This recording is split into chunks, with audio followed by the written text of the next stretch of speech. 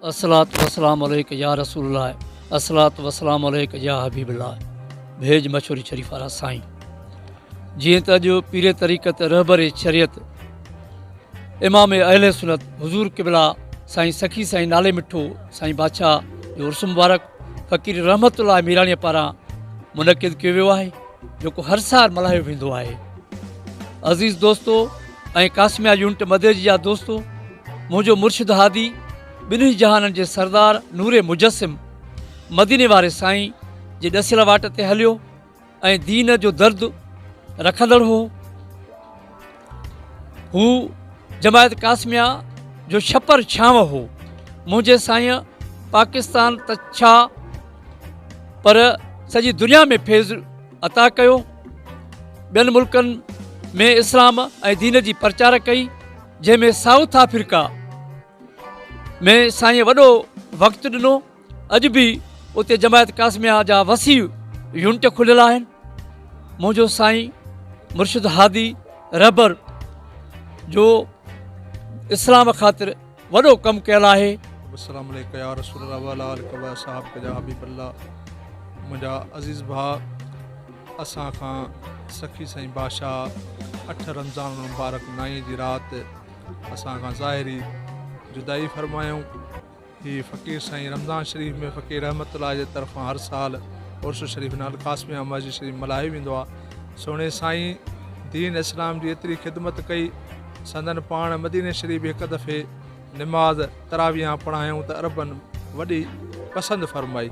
संदन जो आवाज़ मुबारक, संदन सूरत मुबारक, जेका ॻाल्हि कर उहा घटि आहे।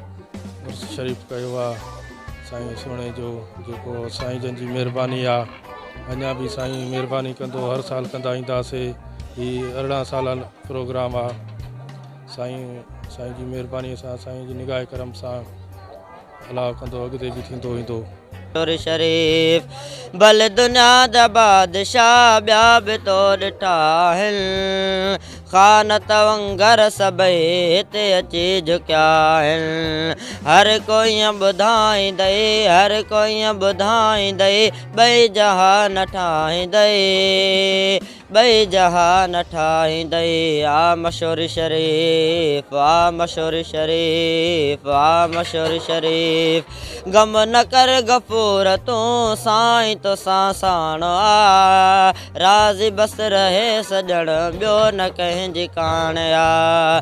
दर पंहिंजे घुराईंदई, दर पंहिंजे घुराईंदई, ॿई जहान ठाहींदई, ॿई जहान ठाहींदई। आ मशहूर शरीफ, आ मशहूर शरीफ, आ मशहूर शरीफ।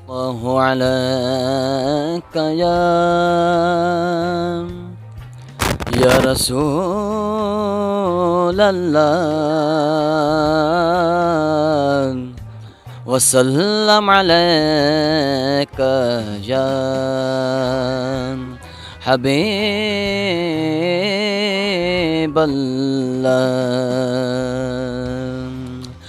जिसे चाह